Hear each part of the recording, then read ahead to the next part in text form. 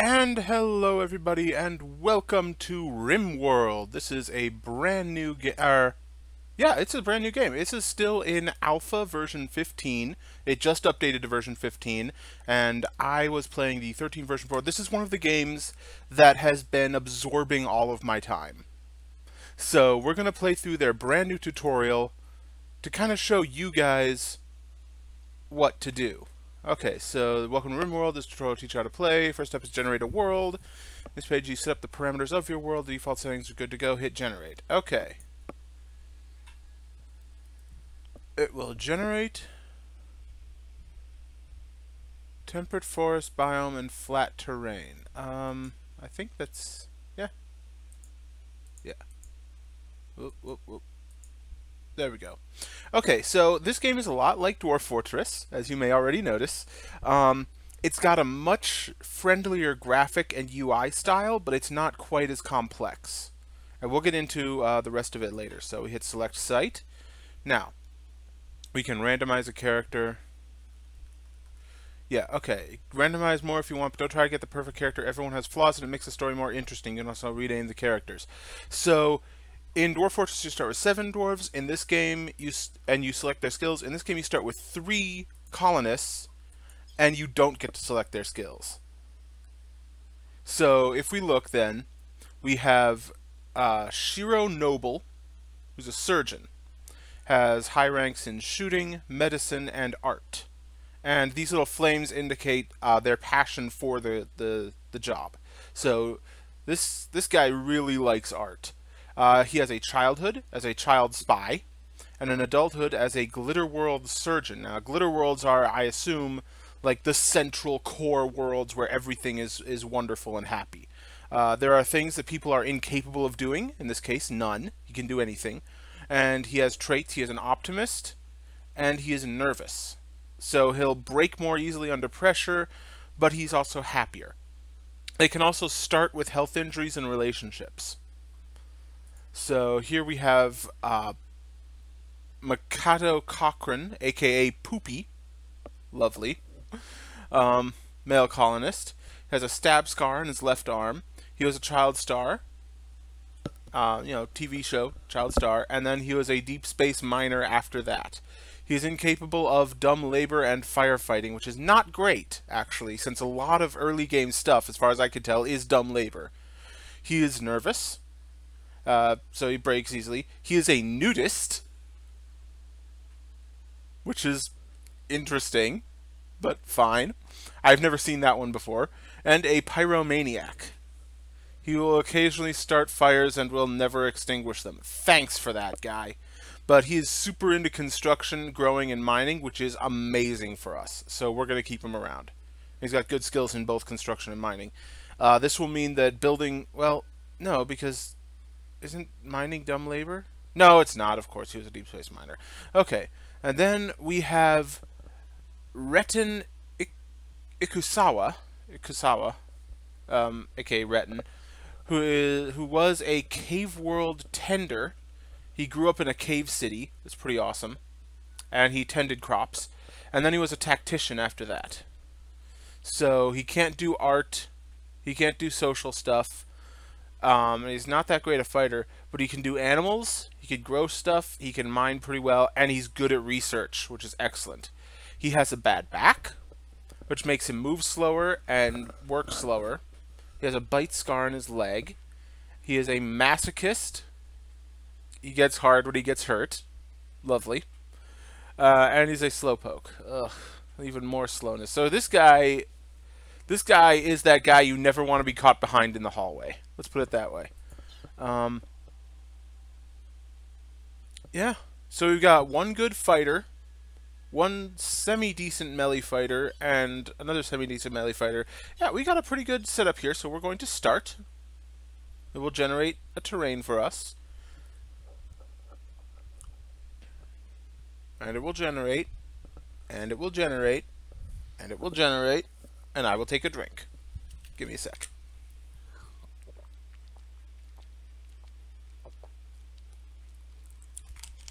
Here we go. The three of you awake in your crypto-sleep sarcophagi, cold sleep, cold storage, To the sound of sirens and ripping metal, you barely get to the escape pods before the ship is torn apart. Sometime later, you land on this unknown RimWorld. As pieces of the shredded starship fall around you, you start making plans to survive. So, basically, if any one of you has ever seen Pitch Black, which was the first Riddick movie, with God damn it, names, but Vin Diesel, basically, the same thing here happened there. Something happened to your ship. It got damaged. You crashed here. You three are the only survivors of your ship. You have to survive. Here you are on the surface. There's the 3 pods. I'm pausing the game. Try moving the camera around, WASD, or click and drag with the middle mouse button. There it is. Great, you can also zoom in and out with a mouse wheel. Zoom, zoom, zoom, zoom, zoom, zoom, zoom. I like to stay at this zoom level mostly. You can pause time. You can also speed up time. 1, 2, 3. Alright, so I just got through those basic controls. So, down here is the time controls. Pause, normal speed, twice normal speed, and, super speed. Now we have to start gathering our supplies, yes? So we click the Architect tab, the Zone Area category, and Stockpile Zone, and in this square here. So, as you can see, the UI is vastly better than, the user interface is vastly better than Dwarf Fortress. It's just a lot simpler. Like, there's no multiple levels. You can't go up and down vertical levels. They did just recently add... okay, I right-clicked. Alright, to allow your colonists to bring items to the stockpile, you must unforbid the items. Click the toggle forbidden command to click your starting items and click toggle forbidden to unselect. Double click an item to select all on the screen at the same time. Okay, I did not know that, so I am learning things too. F. And there's stuff down here. And now that everyone's out of the way, I can hit F on that. And I'm actually going to do something that they haven't recommended yet. I'm going to go to the character. You are a shooter, so you take that survival rifle. You have shooting 3. Whoop. You have shooting 2, but you have a passion for it. So I will give you the pistol, and then you get the knife. There. They haven't told us to do that yet, but they would eventually. So, F to that, F to that, and up here is a bunch of wood, F to that. Alright, awesome. Next we'll build a room. Alright, we click Architect and Structure and Wall using wood. You can make walls out of multiple materials, wood, steel, stone, etc. But we're using wood because it's the cheapest thing we have at the start of the game. We click on the door to put a door in the wall, and they will now build the room. Now we need beds, so we go to Furniture, and we make wooden beds, and we build 3 of them. There, there, and there. That will do. You also want some light inside. Colonists will get grumpy in the dark. So... oh, I can't build another one yet because they need an animal sleeping spot. Well, I'll put the animal sleeping spot there because we do start with an animal. We start with Mark, who is a male Arctic fox. Oh, that's so cool. I'm actually going to start training him because that needs to be done early. So animals can be trained. Depending on the size of the animal and their level of intelligence determines what they can be trained with. So obedience, most animals can be trained to obey. They can be assigned a master who will follow around and defend. Then you can release them to attack their target, right? Instead of just defending the master, they can actually attack a target. You can have them rescue if they're big enough. Dogs especially can rescue. They can drag wounded allies to safety. And then they can haul. They can haul items depending, again, on their size. So, and their level of intelligence. So, we are going into the joy category, Your colonists need sources of joy, or they will get sad over time. Build a horseshoes pin outside, near the room. Alright, so I will build horseshoes there. Oh, wow. Okay, that's a much larger growing area than I usually use. So, we'll need something to eat, so there's a growing zone. Excellent. Right-click there, click on the growing zone. Okay, okay. That's a much better system than they had. They had it different earlier. Change it to rice. Got it. Rice plant. A low-grain plant that survives in rich soil and yields food fast, but is not nice to eat uncooked. Okay. I changed it to rice. Oh, I see. No, I clicked the I. You click the I to get information about it. Where's rice? There it is. And you click the name to actually set it to plant rice. Excellent. Now you will need a stove, so we go back into Architect, into Production, to build a fueled stove. That takes steel, but that's fine. We'll put the stove there. Colonists need to be told what to cook. Wait for the stove to be built. Click on the stove to build. Well, we wait for it to be built. That's the first step. So while we do that, I'm going to add perhaps a... I can't do it yet. It's locking me out. See, I want to put more light. That's not enough for the whole room. But it hasn't told us to chop down any trees yet either, but I'm going to do it. I can't do that either. Can I at least assign beds and sleeping spots?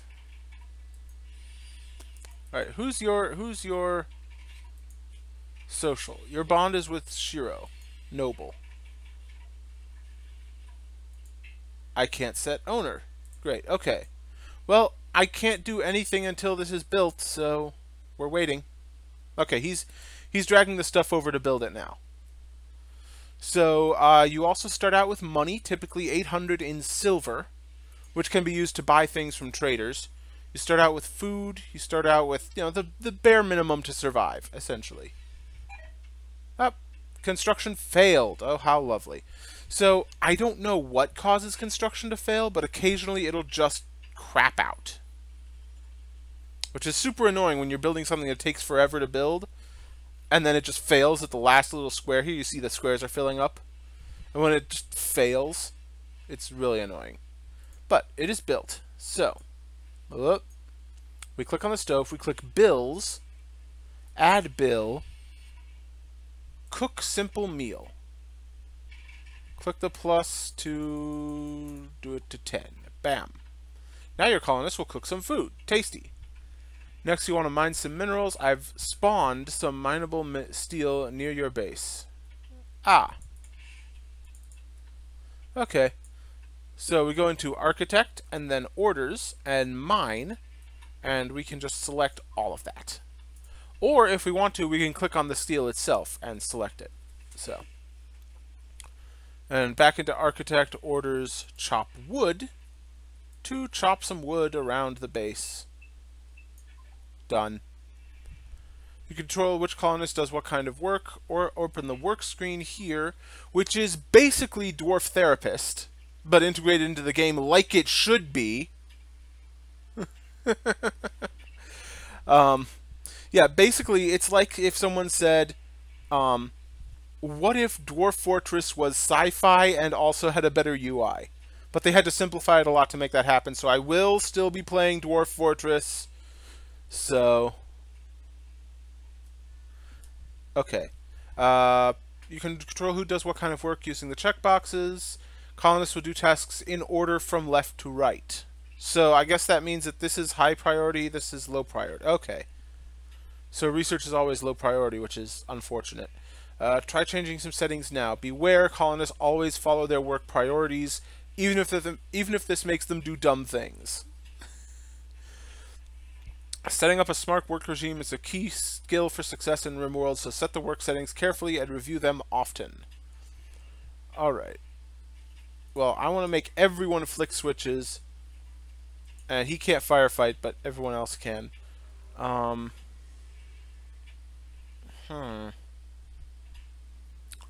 want everyone to construct.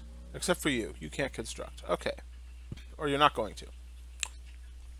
Now I need to build a simple research bench.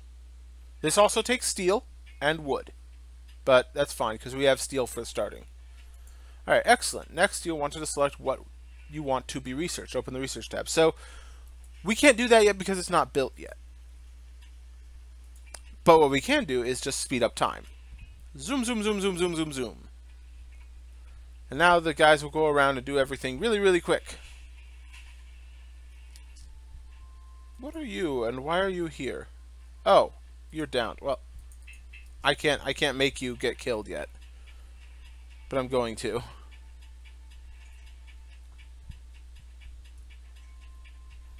So, someone, I'm assuming it was the fox, attacked the squirrel. Let's look at the health. Oh no, it had a heart attack. The squirrel had a heart attack in my base. That is crazy. Okay, so yeah, we can actually, until you build a research bench, your colonists will not actually be able to do. Okay, so we can select research now. That's pretty cool. So choose whatever you want to be researched first. You might have to wait for the research bench to be completed. If it's taking too long, use the work tab to assign more colonists to construct. So we have a bunch of research that we can do right now. Everything. Okay, we can't do everything right off the bat. Because like this requires a high-tech research bench, microelectronics basics, and a multi-analyzer. Right? But we can research drug production. Or smithing. Right? So I think I'm going to start out with the passive cooler. Oh no, I can't? Why is it locked? Just build the damn thing. Okay. So yeah, I can't actually select research until the bench is built, but I can look at it. So we have things like stone cutting, which lets us turn rock chunks into stone blocks, and we can make those to like make things look good. Passive cooler cools indoor spaces without using electricity. This is useful when summer comes around and heat waves show up. Sometimes it can get to like 130 degrees outside. And then we definitely, absolutely... What is everyone doing right now? Digging. Oh, he's digging at the compacted steel. That's what it is. Okay. So, yeah, it gets to like 130 degrees outside or something crazy like that. See, now they're all sleeping and I'm just accelerating time through that. And then you also need heaters for when winter comes around, etc. Auto doors requires electricity. We can make electrical stuff. We can make pemmican, which is a food source. A preserved mixture of meat and plant matter that doesn't go bad for a long time, great for traveling. It's Neolithic tech, so it's Upper Stone Age. Our tech level is technically industrial because we were on a spaceship and we know things. So we can make Devil's Strand, electric cremation, which we need electric smelting for, colored lights, all sorts of cool stuff. But we're going to start off with stone cutting once this thing gets freaking built. So here's someone playing horseshoes to build up their joy. If we look at their needs, each character has food, rest, joy, beauty, comfort, and space. And these will just vary wildly as things go on. Like, beauty depends on their surroundings, comfort depends on their surroundings, space definitely depends on their surroundings. So if they're outside, their space is high, if they're inside, it's low. Food, rest work like in The Sims, sort of. They get hungry, they get tired, they lose joy over time, and they want more joy, essentially. And their mood will increase or decrease based on this.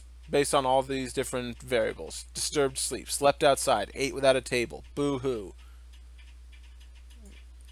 You know, go deal with it. Okay. Oh, wow. We have a timber wolf wandering around. It's probably not good. Can you do construct? Need materials. What do you still need? You need wood. Why don't we have any wood? Can you prioritize? Okay, you're not assigned to plant gathering. Are you assigned to plant gathering? Yes. Prioritize.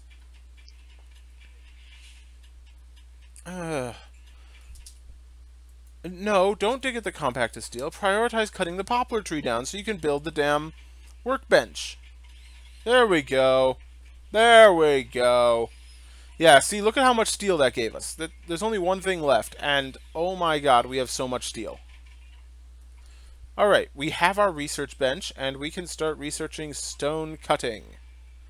Next, you'll learn to expand the home area. Colonists will clean floors and extinguish fires in the home area only, and ignore fires or filth outside of it. The home area is added automatically when you build things, but you can also expand it manually. So, we click on the home area, and we can see it is covering everything that we commonly work at. So I will expand it over this abandoned structure here. The build roof area defines where we will build roofs. It auto-fills when you enclose a new room.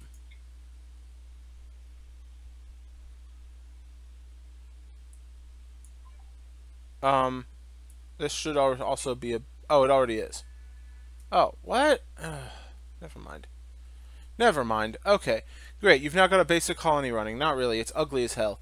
Eventually, enemies will raid your colony. It's time to prepare for that. Select the security, and then sandbags designator, and we will build sandbags over these highlighted areas. I have never built security stuff before. I've made my colony into a fortress. So let's just wait for them all to be built.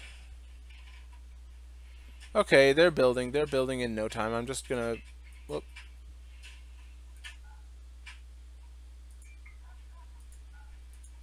Alright.